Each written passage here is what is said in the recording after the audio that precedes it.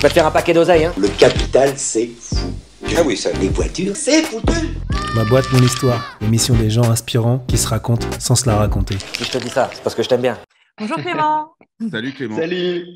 Bienvenue dans Ma boîte, mon histoire. On est ravis de te retrouver aujourd'hui.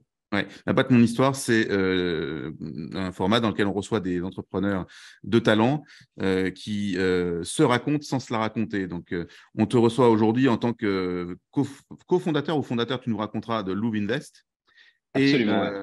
Parce que tu as une histoire qu'on connaît un petit peu depuis quelques années. On t'a rencontré dans la Silicon Valley en 2017. Et là, tu étais à l'époque dans une autre aventure. Et c'est un petit peu ce parcours qu'on aimerait que tu nous racontes aujourd'hui. Et pour commencer, pour un petit peu quand même prendre le truc à l'envers, mais pour parler un peu d'actualité, est-ce que tu peux nous dire aujourd'hui ce que c'est que Louv'Invest et qui tu es voilà. Bah, écoutez, super sympa, ouais, effectivement. Louv'Invest, en deux, trois mots, en fait, c'est une plateforme qui a pour ambition de devenir vraiment la plateforme de référence pour investir en immobilier en Europe.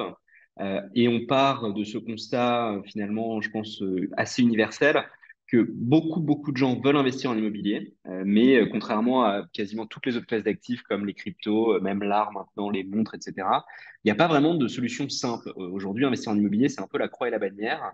Et on est parti de ce constat en disant comment on fait pour faire un investissement immobilier où tu peux le faire en 25 minutes chez toi, dans ton lit avant d'aller te coucher, et que tu aies des loyers qui tombent de manière régulière et que tu n'aies rien à faire. C'est-à-dire que tu n'as pas besoin tu n'as pas de chasse d'eau qui casse, tu n'as pas de fuite d'eau de ton voisin du dessus, etc. Donc, c'est vraiment cette proposition de valeur qu'on veut faire. Et on l'a lancé en janvier 2021. Donc là, on est en janvier 2023. Ça fait exactement 2 ans. Et en fait, on est passé de zéro à ma connaissance, les leaders de l'investissement immobilier, en tout cas sur le premier produit qui est la SCPI, donc qui est un fonds d'investissement immobilier, avec, tu vois, à peu près en annualisé 85 à 90 millions d'euros investis par nos clients maintenant. Donc vraiment des stats assez élevés en pas longtemps. Génial, génial. Alors là, on te retrouve sur quelque chose d'éminemment personnel, l'investissement des individus, donc c'est du B2C, sur de l'immobilier en plus, donc sur quelque chose qui est quand même, je crois, le premier investissement en France, je crois, que ce soit de la pierre papier ou que ce soit de la pierre tout court. Ouais. Mais tu viens du B2B et de bien autre chose. Est-ce que tu peux nous raconter ce parcours, s'il te plaît? Écoute, avec grand plaisir. Ouais. Donc moi, le parcours, c'est, tu vois, depuis que je sais pas, 7 ou 8 ans, j'adore construire des trucs. Donc depuis que j'ai 7 ou 8 ans, je disais à tout le monde que je voulais être ingénieur. Donc c'est évidemment ce que j'ai fait. Et j'ai toujours dit que j'ai deux passions, tu vois, l'aéronautique et la tech. J'ai commencé du coup à bosser en aéronautique en Angleterre sur les moteurs de l'A380. Je suis parti en Silicon Valley, je fais un master de machine learning en Californie. J'ai bossé dans plusieurs startups et là où on s'est rencontrés, il y a maintenant, je sais pas, 4 ou 5 ans, je pense à peu près, peut-être un peu plus. Euh, C'était du coup à San Francisco, dans la première boîte que j'avais lancée, première startup, avec deux cofondateurs. Et c'était une boîte qui faisait effectivement de la deep tech, la technologie profonde, et où ce qu'on faisait, c'était qu'en gros, on essayait de rendre autonomes des navires porte-conteneurs. Donc l'idée, c'est, on voulait faire le Tesla de CMA CGM, où tu prends un énorme navire et sur toute la partie qu'on pourrait qualifier d'assez ennuyeuse, type, tu es entre Le Havre et New York et tu as 6 jours devant toi avec du bleu jusqu'à l'horizon et rien en vue. Et donc de se dire, ça, en fait, il y a peut-être un moyen de le faire par des machines directement plutôt que d'avoir des humains qui doivent se relayer pour garder les yeux ouverts, ce qui est évidemment pas facile. Donc c'est là où on s'est rencontrés effectivement B2B parce qu'on vendait à des opérateurs, donc des gens qui ont des bateaux et qui font du transport de marchandises, effectivement totalement différent. En plus, on était sur ce qu'on appelle du B2B grand compte. Tu as assez peu de PME en fait qui possèdent des bateaux à 100 millions d'euros pour des raisons assez évidentes de scale et de capacité financière. Et donc, sales cycle super long, hyper compliqué. En plus, univers un peu conservateur, tu vois, la personne qui opère des bateaux, c'est pas nécessairement la personne la plus tech-friendly. Et effectivement, passer de ça au B2C, c'est un peu le grand écart, mais c'est aussi ça qui est intéressant. Et dans la Silicon Valley, ils ont beaucoup cru en vous. Enfin, je me souviens dans l'accélérateur où on était effectivement ensemble, c'était un projet qui était YC après, vraiment sous les radars. Vous avez passé après YC, qui est le plus gros accélérateur du monde quasiment et qui sort les plus belles startups. qu'est-ce qui se passe pour que d'un coup on arrête et dans votre tête, après finalement avoir eu la confiance des plus grands entrepreneurs du monde?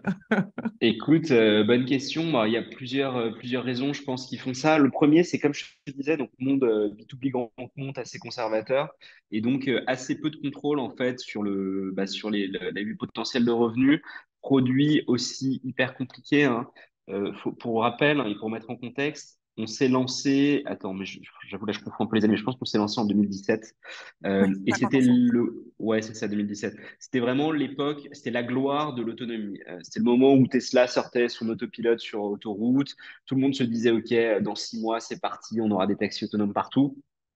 Et en fait, l'excitation est un peu retombée, je pense, sur tous les trucs à la fois. Tu vois, moi, avant, je faisais des camions autonomes, il y avait aussi les voitures autonomes. Et ce qu'on observe aujourd'hui, c'est que, en fait, la plupart des boîtes qui faisaient de l'autonomie ont arrêté parce que l'autonomie était beaucoup plus loin que ce qu'on pensait. Tu sais, là, la fameuse loi de Pareto, c'est en Bien fait, on sûr. avait fait 80 voire 90% du chemin, mais les 10 derniers, ils sont hyper durs à finir.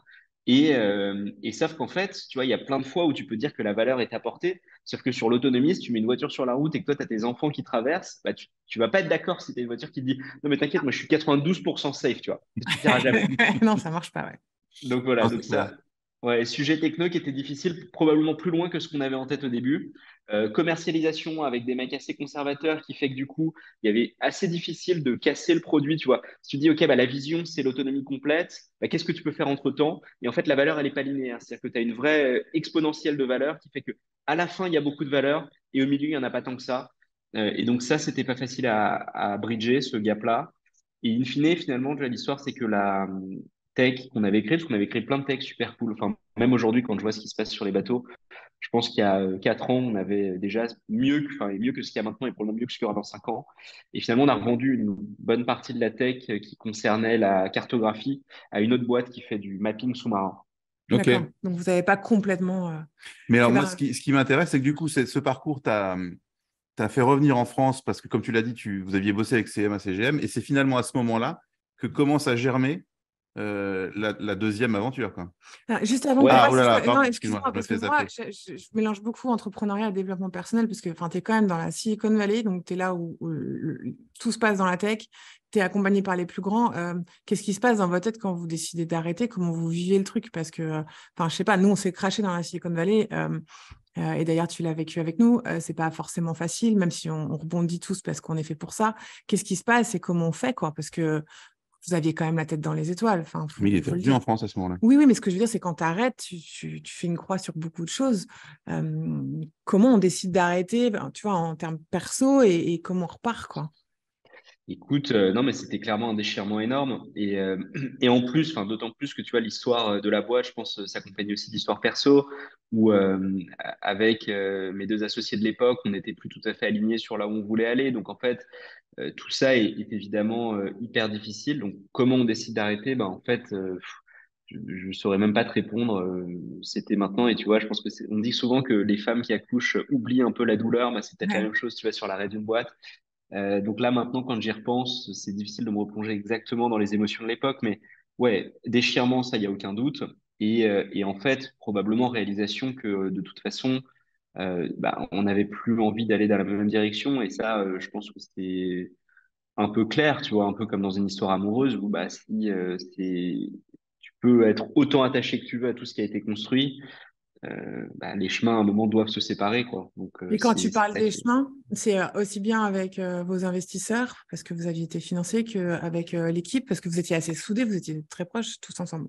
Ouais, ouais, en l'occurrence, enfin, oui, c'est entre l'équipe. Alors, les investisseurs, bon, tu sais, on avait levé avec YC, donc c'est plutôt enfin, tu sais, c'est des investisseurs type business angel. On avait des fonds également au capital, mais en fait, les relations avec les investisseurs s'arrêtent pas, hein. Tu vois, moi, je continue à discuter avec certains de nos Mm. investisseurs et on s'entend bien et il y a pas de souci là-dessus. Donc, cette histoire-là, ce qui est difficile pour moi, c'est plutôt le projet. C'est-à-dire que tu vois, tu lances des trucs, tu mets un peu toute ta sueur et toute ton âme pour aller créer des produits.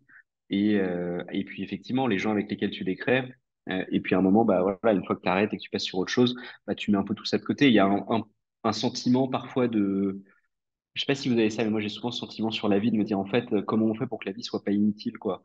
Que Ouais, ce soit pas un l'apprentissage perpétuel. finalement. Bah ouais, tu vois, tu sais, le mythe de Sisyphe, quoi, où tu es là à pousser ta pierre comme un con jusqu'en haut de la montagne et qu'en fait, elle retombe de l'autre côté. Enfin, tu vois, tu te dis, mince, comment je fais pour capitaliser? Donc ça, évidemment, c'est dur et j'ai pas de réponse, enfin, j'ai pas trouvé la solution encore. Donc, Ok.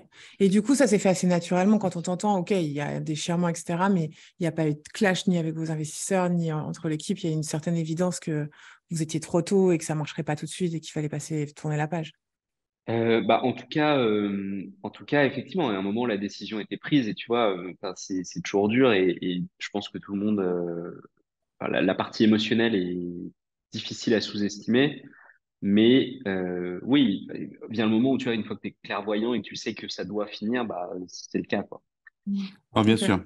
Alors moi, je reviens avec ma question de tout à Ah, l'heure dis-moi, parce excuse-moi. que Vas-y, ouais. tu étais en France quand ça s'est terminé et je crois que c'est aussi à ce moment-là que tu voulais investir et que tu n'avais pas pu. Ouais, exactement. Bah, en fait, c'est assez marrant. Tout s'est un peu chamboulé. C'est-à-dire que moi, je suis revenu en 2019. Fin 2019 ou début 2020, je sais plus. Je contacte ma banque en leur disant, bah, écoutez, non, je pense que c'était en 2020. Et je leur dis, écoutez, j'aimerais bien faire un achat d'un appart. Et à l'époque, j'étais freelance, du coup. Donc, c'était c'était en 2020. Et avec des revenus plutôt confortables, tu vois. Et c'est ce que je leur disais. Enfin, malgré tout, c'est pas mais tu vois, j'ai fait plutôt une bonne école d'ingé en France. Ensuite, j'ai fait Mm. Stanford aux États-Unis. Enfin, j'ai pas le sentiment d'être un mec à risque, quoi, sur un plan bancaire. Et en fait, les banques m'ont regardé comme un ovni en me disant, mais attends, t'es qui toi? T'es freelance depuis 6 mois, j'en ai rien à faire de. Et en plus, avant, t'habites aux US, donc tu vois, t'as même pas Ouais, c'est trois exactement ça. revenus Mm. fiscaux de référence à montrer. Enfin, vraiment, j'ai considéré que tu vois, enfin, la moindre personne qui était au SMIC mais dans un CDI avait un dossier 1000 fois supérieur au mien. Et donc, c'est vrai que c'était un peu surprenant comme expérience. Et c'est probablement là de l'idée qui a germé, en tout cas, tu vois, cette espèce de trauma de se dire, bah attends, il y a quand même très clairement un problème. Il y a plein de gens aujourd'hui qui ne peuvent pas investir en immobilier, pas parce qu'ils ont des mauvais dossiers, mais parce que les banques sont tout simplement inadaptées, quoi. Et donc, je pense que c'est peut-être là où tu voulais en venir, c'est qu'effectivement, c'est un truc qui a germé et qui, 6 mois plus tard, a donné cette idée de Louvainvest. De se dire, bah, en fait, comment tu fais pour donner à tous ces gens-là, et il y en a plein, hein, la possibilité d'aller investir en immobilier. Et du coup, et c'était un peu aussi notre play initial, sans crédit. C'est-à-dire qu'on propose une solution où, comme tu peux investir des 200 euros, bah, que ta banque te suive ou pas, en fait, devient irrelevant. C'est que tu peux le faire dans tous Tu les peux le cas. faire tout seul. Ok. Et Et c'est comment ça aussi se... efficace que la banque alors? Alors, bah, aussi efficace, ça dépend, parce que enfin, du coup, nous, c'est beaucoup plus simple, hein. C'est-à-dire que tu vois, contrairement à un dossier crédit, tu n'as pas 3 mois. Ce qui est sûr, c'est que la partie effet de levier, bah, du coup, tu n'en bénéficies pas. L'effet de levier, tu vois, autant en 2021, ça pouvait être hyper excitant, autant en 2023, avec les taux qui remontent assez drastiquement, ça allait moins. En fait, on a fait plein de simulations, mais en gros, ce qu'on te montre aujourd'hui, c'est qu'avec les taux actuels, si tu investis 200 euros par mois, et ce qu'on propose de faire hein, depuis décembre sur la plateforme, en fait, tu as une perf qui est équivalente ou meilleure que investir avec effet de levier. Parce que les taux ont suffisamment remonté. Donc, en D'accord. fait, quand tu dis aussi efficace, bah, maintenant, ouais. Alors, autant il y a 6 mois, c'était pas vrai, mais maintenant, oui. Donc, si j'essaye de remettre les choses un peu simplement, comme si on avait 4 ans, comme dirait Pierre Gobil, ça veut dire qu'aujourd'hui, si j'empruntais 200 000 euros et que j'achetais un appartement à 200 000 euros, l'effet de levier que je pourrais avoir effectivement avec les taux, les rendements, en le mettant en location, etc., et puis en décidant de le revendre, je ne sais pas, disons dans 10 ans, si Ouais. j'investis à la place le même montant que j'aurais remboursé la banque chez toi, je m'en sors à peu près de la même façon ou mieux, c'est ça, au bout du Exactement, temps. c'est exactement ça. C'est donc l'effort d'épargne, hein, tu vois, ce différentiel que tu dois mettre de ta poche tous les mois. Et c'est exactement ce que tu as dit. Si tu le mets en fait en ce qu'on appelle versement programmé plutôt qu'en remboursement d'emprunt, la perf sera à peu près équivalente. Alors, évidemment, c'est toujours à la marge, ça dépend, parce que tu vas toujours avoir la personne qui va dire, ouais, mais moi, j'ai acheté le truc de ma grand-mère à moins 40%, machin. D'accord. Cas spécifique mis à part, la réponse, c'est globalement, ouais, aujourd'hui, c'est très comparable dans les deux cas. Pour revenir sur ton parcours d'entrepreneur, parce que ça reste quand même aussi, ça pour le coup, extrêmement impressionnant, c'est-à-dire qu'entre avoir une idée, que ça corresponde à un besoin du marché et puis arriver au succès, c'est quand même 3 temps complètement différents. On peut dire qu'aujourd'hui, vous avez le vent en poupe, c'est super. Qu'est-ce qui te fait t'intéresser de plus près justement aux produits SCPI et qu'est-ce qui te donne envie d'aller sur un marché qui est quand même super réglementé, donc complexe? Comme tu dis, où il y a une prédominance des banques et je pense des émetteurs de titres, je ne sais pas comment ça s'appelle, mais des émetteurs de produits financiers bon, qui sont pachydermiques. Quand on est tout petit, qu'on débarque, comment est-ce qu'on attaque ce marché-là? Est-ce que tu es allé tout seul?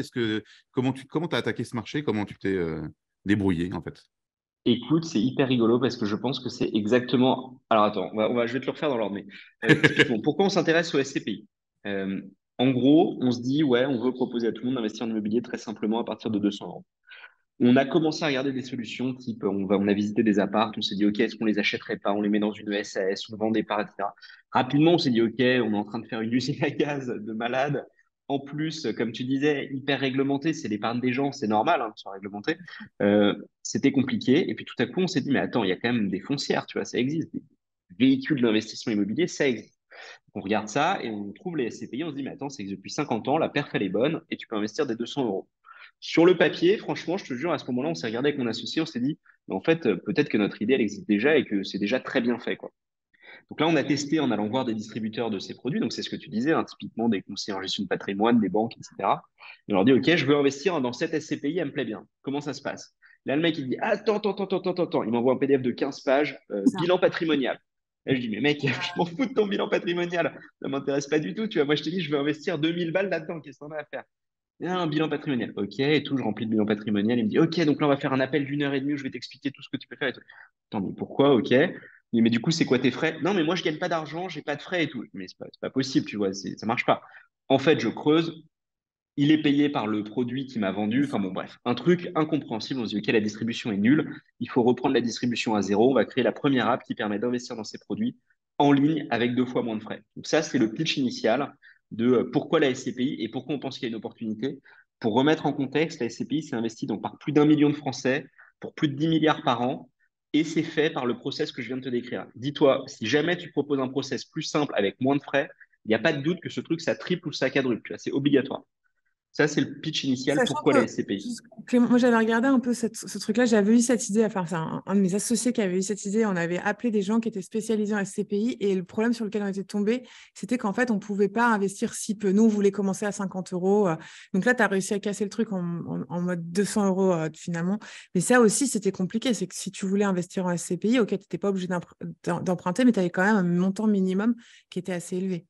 Alors, ouais, tu as tout à fait raison. Mais alors ça, pour le coup, on a eu une chance de timing. Et tu vois, bah, c'est intéressant aussi dans l'histoire tu vois, de boîte. C'est qu'en fait, on a été à la conjonction de deux gros mouvements les produits financiers. Le premier, c'est une directive européenne qui s'appelle MiFID, dont le nom a absolument aucun intérêt. Le seul truc intéressant, c'est que ça pousse la transparence dans les produits financiers et ça crée un statut qui te permet de réduire les frais, ce qui était assez compliqué auparavant. Donc ça, c'est le premier truc Ok. réglementaire. Et le deuxième, c'est ce que tu dis, c'est la réduction en fait des montants minimums d'investissement. Et en fin de compte, les SCPI se sont rendus compte, je pense, il y a à peu près 5 ans, qu'elles avaient tout intérêt à se démocratiser. Et donc, tu as eu plusieurs produits qui ont décidé de réduire leur montant minimum d'investissement. Et donc, nous, on est arrivé en fait pile au moment où il y avait des produits beaucoup plus accessibles et une possibilité de réduire les frais via cette directive européenne. Ça, c'est un coup de chance, franchement, pur hasard. C'est Mais il se trouve time to qu'on était au market, bon moment, quoi. c'est Ouais, ça. exactement. Ok, top. Et Nash, tu posais la question du coup de se lancer contre des mecs énormes. Et Ouais, alors parce là, que tu vois, pour le coup, c'est pas l'océan bleu, quoi. et ben la réponse en fait à ça, tu vois, c'est, tu sais, enfin, on savait pas que c'était impossible, donc on l'a fait, quoi. On Ouais, s'est c'est ça. lancé, on s'est dit, OK, bah, qu'est-ce qu'il nous faut pour avoir ça? OK, il faut l'agrément machin, on l'a passé en 2 mois. Tu vois, tout à coup, il fallait la certification AMF, je l'avais pas encore. Je me suis inscrit au CNAM, j'ai révisé pendant 2 semaines le truc, je l'ai eu, j'ai dit, OK, bah, maintenant je peux être conseiller en gestion de patrimoine. Et donc, on l'a fait. Et alors là, le truc assez énorme qui nous est arrivé, c'est qu'on est arrivé, mais vraiment comme des naïfs complets. On est arrivé, on a fait une landing page, on a dit investissez dans les SCPI 10 fois plus vite, 2 fois moins cher. Si tu veux, genre, on est allé les pieds dans le plat comme des malades. Euh, on n'existait pas. En janvier 2021, on était zéro. On n'avait fait aucune transaction. 2 semaines après, on se prend des appels de gérants de SCPI en mode tous mes partenaires existants m'appellent, c'est un scandale ce que vous faites, Ouais, vous c'est ça. baissez les frais, machin, etc. Et là, s'ensuit 1 an et demi de bataille complète contre toute la profession qui s'insurge parce qu'on baisse les frais pour le client. Ah Et alors bah, là, si tu veux, moi, je suis tombé des nues. J'étais en mode, mais attends, mais je suis dans une profession réglementée, je suis dans un truc financier, et j'ai face à moi des centaines d'acteurs qui se coordonnent pour qu'on ne puisse pas baisser les frais. C'est littéralement une entente sur les prix. C'est un truc, déjà, c'est le textbook truc de Mais l'autorité de la concurrence. ils t'ont attaqué juridiquement. Enfin, je veux dire, tu as été. Non, il n'y a pas Ils de ont possibilité pas. d'être. Non, ils t'ont menacé, mais il n'y a pas eu d'attaque. Non, mais ils ont fait du lobbying énorme en fait auprès des gérants de SCPI et avec un succès partiel. Hein. C'est-à-dire que tu vois, on a eu des mecs qui nous ont dit, écoutez les gars, nous, enfin votre modèle, on n'a pas de problème avec ce modèle, mais on a tellement de mecs qui nous appellent qu'on peut plus bosser ensemble. Et donc là, on est passé par plein de solutions. Ça, en vrai, je pense que je serais plus confortable pour en parler en détail, tu vois, d'ici un an, parce que on est en train de le mettre Non, mais tranquillement donne pas derrière de nous. nom, bien sûr. Ouais. Mais du coup, c'est ouf. Et juste pour revenir là-dessus, sur le truc tu vois, de start-up, c'est là, en gros, c'était à la pure détermination. C'est pendant un an, avec Théophile, mon associé, on se prenait des lettres infernales tous les jours. On se tapait des courriers avec accusés de réception, de menaces, de machin. On a des gars qui écrivaient à nos actionnaires pour leur dire c'est un scandale, ce que fait Louvre, c'est illégal, etc. Là, j'ai mené un combat de longue haleine auprès de l'autorité des marchés financiers. On a eu la première doctrine publiée par l'AMF qui allait dans notre sens pour dire que ce qu'on faisait était légal. Première fois de l'histoire de l'AMF que ça se produisait. Ah, Enfin bah, ça bon, va dans un leur an et sens. demi de trucs.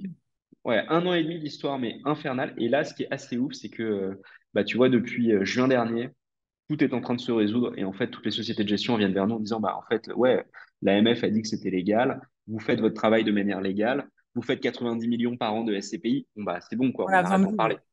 Il y a un petit côté, je ne sais pas si tu as vu la série The Playlist avec Non. Spotify, tu sais, quand ils se montent contre les majors, C'est etc. complètement ça à quoi je pense. C'est assez dingue. Tu deviens la solution, mais à coup de poing, quoi. Ouais, c'est ça. Et comment tu tiens humainement? Parce que il y a un moment où, même si tu sais, alors soit ça devient un moteur et tu te dis La en fait détermination. on est dans le vrai et il faut qu'on casse tout ce marché de vieux là, qui avec ce truc on a toujours fait comme ça et surtout on tient le plus longtemps possible pour garder nos frais puis on verra plus tard si comment se réinventer. Mais il faut quand même les prendre ces lettres tous les jours et se dire qu'on y croit et qu'on continue. Bah écoute, c'est marrant, tu vois, parce franchement, hein, pendant 6 mois avec Théophile, on s'appelait tous les jours et on se disait, mais merde, enfin, genre, est-ce qu'on arrête, quoi? Parce Mm. que, comme tu dis, c'est super dur. Et le truc qui nous a fait tenir, c'est qu'en fait, on a rencontré un succès, franchement, assez fulgurant auprès des clients. Et tu vois, on est passé de zéro, on s'est lancé en janvier 2021, mais ce qui est assez ouf, hein, c'est on se lance, je te dis, le 11 janvier 2021. À partir de février, on commence à avoir toute cette bataille qui n'avait, enfin, en plus, qui n'a ni queue ni tête. A posteriori, je la re-regarde et je me dis, mais c'est aberrant, mais bon. Et en fait, le truc de ouf, c'est qu'on passe de janvier à juin, on fait de 0 à 800 000 euros investis par nos clients mensuellement. En juin, tu vois, on doit faire à peu près 800 000 euros investis par les clients. Et on se dit, mais attends, il y a autant de gens, alors qu'on est no one, on avait un site qui était minable, je l'avais codé avec les pieds, tu vois, c'était du JavaScript avec des typeforms, enfin, ça faisait pitié. Et on se dit, mais si les mecs sont chauds pour investir quasiment 1 million par mois avec notre solution, c'est qu'on touche un truc, tu vois, c'est qu'on répond à un besoin. Et franchement, le seul point qui nous a fait tenir, c'est ça. Ouais. Et Alors, comment vous avez rassuré? C'est quoi votre go-to-market? Comment vous avez justement, mais fait c'est pour ça. trouver vos premiers Tu dis clients? on est nobody, mais plein de gens arrivent. Donc, c'est quoi? C'est bouche à Il y a oreille? eu plein d'effets comme ça de boîtes qui sont sorties en fintech, où tu t'es dit, tiens, ça va permettre de faire plein de choses, de gagner beaucoup d'argent, etc., qui finalement se sont cassés la gueule. Comment vous avez obtenu la confiance des gens, quoi? Eh ben, alors la confiance, c'est une excellente question. Je comprends toujours pas, hein. Tu vois, nos clients de janvier 2021, non mais vraiment, nos clients de janvier 2021, ils ont rempli des trucs, parce qu'en plus, c'est un produit réglementé, donc tu as plein d'infos que tu dois donner. Et franchement, quand on voyait les mecs remplir les infos, on se disait, mais c'est des malades, tu vois, franchement, c'est ouf. Enfin, tant mieux, il nous faut confiance, mais c'est ouf. Comment? Eh ben, écoute, un peu de Google Ads évidemment, parce que c'est comme ça qu'on testait la proposition de valeur initialement. Mais le gros, en fait, se faisait que par du bouche à oreille. Et on va pas se le cacher, hein, notre go-to-market, c'était un go-to-market un peu niche auprès de gens avertis qui tout à coup, en fait, ce qui se passait, c'est que ça faisait 5 ans que tu avais des intermédiaires qui, sous le manteau, te faisaient des réducs, mais en te demandant de le dire à personne, en te rencontrant dans une allée pour te Mhm. filer des cartes Amazon. Enfin, tu vois, des Ouais. trucs un peu aberrants. Et donc, ces mecs-là, en fait, ces investisseurs-là, ils attendaient une solution comme ça. Et dès qu'on s'est lancé, en fait, ils ont commencé à en parler sur des forums spécialisés. Et c'est comme D'accord. ça que ça a pris. C'est les mecs se sont dit, tu sais, mais un peu comme tu te donnerais ton vendeur de cannabis, tu vois, genre en mode, vas-y, va le contacter de ma part, mais dis rien à personne. Et c'est ça qui a fait notre première clientèle. Ah, c'est Et incroyable. je sais que tu es en contact avec Johan aussi, parce qu'on en avait parlé, qui a fondé Snowball et qui est très axé communauté. Est-ce que justement vos premiers clients, les gens dans les forums, tous ces gens qui parlent de finances perso, d'investissement, etc., est-ce que vous avez réussi à créer une communauté? Est-ce que finalement il y a des gens derrière Lovinvest qui poussent ce bouche à oreille de façon ouais, Bah, organique, en gros, parce que Organique, ça ouais, c'est ça. fonctionne. Écoute, l'organique, oui, très clairement, parce que tu vois, quand on regarde un peu nos canaux d'acquisition, même encore aujourd'hui, on est à peu près sur du 37% de trafic issu de recherche brand. Donc, c'est plutôt des gens qui entendent parler de nous, tu vois, soit par des amis, soit sur des forums, etc. Mm. Donc, tu vois, l'autre signe que je vois, c'est on a des super Trustpilot, des super Google Avis, on est à 4,9 sur les deux. Plusieurs, enfin, tu vois, on est à plus de, je pense, quasi plus de 200 avis en tout maintenant. Enfin, ça Ok. commence à être pas mal. Donc, il y a clairement des gens qui nous soutiennent et qui sont derrière nous. Par contre, on est quand même sur une population de gens qui est beaucoup moins communautaire que je pense la cible de Johan. Nous, tu vois, le client moyen, il a plutôt 40 ans. Ça va être quelqu'un, tu vois, de un peu high net worth, qui va avoir du capital, des revenus plutôt plus élevés. Donc, franchement, on n'a pas réussi à créer le même engouement communautaire qu'un Johan, ça c'est sûr, et il a fait un travail fantastique sur Snowball. Euh, mais on a des gens, en fait, un peu, tu vois, des champions de l'ombre, quoi. C'est des gens qui vont pas nécessairement aller, tu vois, créer un truc sur Reddit pour parler de toi, mais dans leur entourage ou sur des forums spécialisés, vont effectivement glisser un mot par-ci, par-là. Ouais, tu as des Oui et ambassadeurs. non, tu vois, je dirais. Ok. Alors, j'ai une question sur, tu ouvres une porte, tu pètes tout un tas de prérequis, tu chamboules un peu le marché. Est-ce que tu as une barrière à l'entrée qui te permet justement de garder de l'avance ou est-ce que tu as plein de petits copains qui arrivent et qui vont faire la même chose? Moi, je vois plein de gens qui disent, ouais, je veux segmenter les trucs sur la blockchain, donner la possibilité à des mecs d'investir sur la blockchain, acheter des immeubles, mais à coût de 5 euros la part. Bon, super.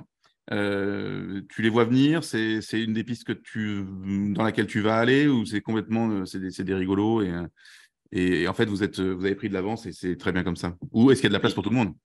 Écoute, en fait, ouais, c'est hyper intéressant ta question parce que c'est exactement le futur. C'est-à-dire qu'aujourd'hui, on est la première plateforme sur le produit SCPI initial.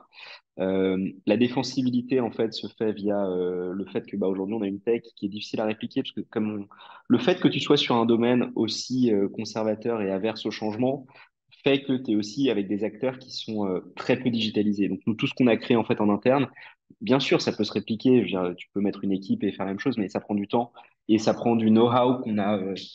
Tu vois, nous, on a fait déjà aujourd'hui plus de 10 000 transactions. Donc, en fait, c'est difficile d'avoir juste tu as ce muscle qu'on a très entraîné. Et ensuite, sur l'immobilier fractionné, sur la blockchain, etc., tu as eu plein d'acteurs qui se sont lancés en 2021-2022 autour de cette idée d'immobilier fractionné. L'immobilier fractionné, je trouve que c'est le feu. Et tu vois, quand on revient sur ce que je te disais au tout début, nous, c'est ce qu'on voulait faire au début. Et c'est vraiment le truc, on pense que c'est vraiment génial. Sauf que la solution juridique est vraiment compliquée. Et fin 2022, la l'AMF, d'ailleurs, a mis un énorme coup d'arrêt à pas mal de ces plateformes qui utilisaient un contrat n'était pas hyper adapté pour faire de l'investissement. Et elle a publié carrément une alerte en disant attention, investisseurs, faites très attention à ce type de contrat. Donc on est plutôt conforté dans l'idée que la solution juridique est pas facile. On en a une qu'on regarde avec beaucoup d'attention et qu'on pense qu'il pourrait être très intéressante. Donc ouais, nous, on a envie de se lancer là-dessus aussi, hein, de se dire, on pense que tu vois, le fonds. Mon analogie, c'est, tu vois, quand tu investis en bourse, tu as les ETF, trucs diversifiés, tout le monde sait que c'est rationnel et tout, et tu as le stock picking. Et bah là, c'est, j'adore Netflix, à mon avis, il faut absolument y aller.